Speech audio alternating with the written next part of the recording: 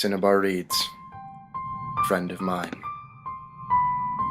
Inexplicably, he had been there all my life, looming over me like some dark wave of ocean, omnipresent and forever threatening, but never imminently approaching. He was always there with me. He had never come close. I would catch him out of the corner of my eye or see him standing from a long way off. Silver-white mist and wind would blow, stirring up the skeletal branches of the black trees, making them dance and sway in a strange, grotesque way. And I would see him standing among them, blending in almost perfect. When he stepped closer, he was so hard to miss, and yet no one ever seemed to see him but me. Shadows crept and slithered over the floor, but he would never cast one. Once when I was very little, I remember trying to point him out to my friends at recess. "There he is! See him standing there in the trees?" My little voice called out excitedly. Gathering around me like frenzied birds, everyone strained and struggled to see what I was pointing at. "I don't see anything. There's nothing there. What are you talking about, Grace?" I was shocked. Surely they must be joking. "He's right there. See him in those trees?" came my frantic reply. I was now desperate to prove that he was real. They all just shook their heads at me and stepped away, scared. Confusion and fright was wild in their eyes. None of them could see him, so to meet them I was a freakish, insane little girl who was seeing things. I was shunned from them from that moment on, an outcast, set aside and ignored, left to find for myself. After that I learned to keep to myself. The others couldn't see him because he was mine, my special, protective friend, always on the outskirts of my field of vision, but always there. I was special, and that was why he had chosen me, and why the others could not see him. As I grew older, I began to notice that he would advance more and more with each passing year. That day on the playground he was a very long way off, hardly more than a long, tall shadow among the leafless trees. One morning over the summer, he startled me greatly as I sat on my swing set. I nearly fell right off, seeing him only a few feet away, in my own yard. He had never been in my yard before. He was always standing in the forest right outside my house. Now that he was so close, I felt safe and calm.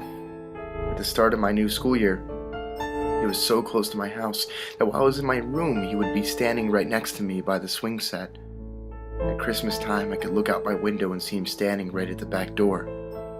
It felt good to know that he wanted to be closer to me.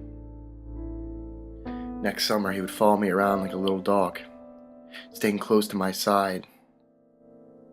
I started talking to him, and he would nod his head as I spoke. People gave me strange, funny looks. They must have thought that I was talking to myself. One night, I went out into the yard to play with him. The night air was deadly cold and chilled me to the bone. For the first time, he put his skeptical hand on my shoulder. My mother came out then to ask what I was doing. "Playing with my friend, Mama," I answered in my innocent little voice. "But Grace, honey, there's nobody out there with you." She said, the same fear and confusion apparent in her wide blue eyes that I had seen in my friends. "Mama, I know you can't see him, but he really is here." She dismissed it as simply a little girl letting her imagination run wild. Near the end of that summer, Mama had to take me to the hospital. The doctors said I was very sick. I remember Mama leaning over my little hospital bed, stroking my hair and telling me that everything was going to be okay. And I knew that she was right, because my friend stood right by my bed too.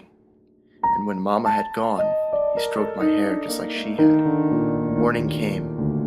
Mama and Papa were talking in hushed tones with the doctor. My friend sat on the side of the bed, watching me. It made me feel so happy that he was there with me. I could hear Mama, Papa, and the doctor talking. Although they tried to sustain their voices to barely above a whisper. This cancer has been growing inside her since birth. It's slowly been killing her since then. I'm sorry to say this. We didn't get to the hospital fast enough. There's nothing we can do. Grace only has a few days to live. Sobbing and choking, my distressed mother came to the side of my bed, talking to me quietly. Papa stood over me, tears running down his cheeks. "We're going to take you home now. You You can sleep for a few days there." Mama gasped through her tears. Laying in the warmth and comfort of my bed, I could see my friend standing over me.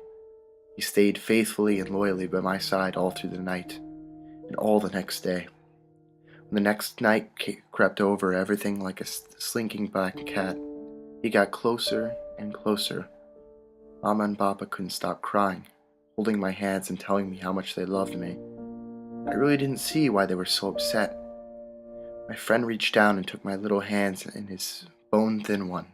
Squeezing my hand tightly, he took me away into the black night. Silver-white mist and wind blew, stirring up the skeletal branches of the black trees, making them dance and sway in a strange, grotesque way. I closed my eyes.